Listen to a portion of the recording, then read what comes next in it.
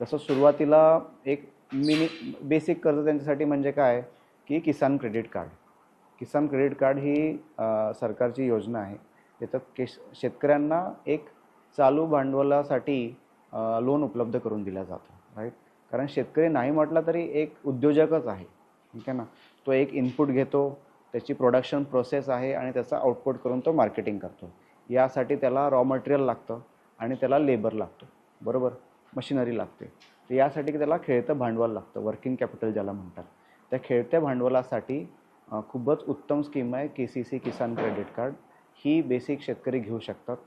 अजूनही भारतात 50% लोकांनी शेतकऱ्यांनी किसान क्रेडिट कार्ड घेतलं नाही आहे. त्याच्यामुळे मी आवर्जून सगळ्यांना म्हणेल की किसान क्रेडिट कार्ड ही बेसिक प्रोडक्ट जे आहे लोनचं हे सगळ्यांनी घ्यावं. सगळ्या बँकातून ते किसान क्रेडिट कार्ड उपलब्ध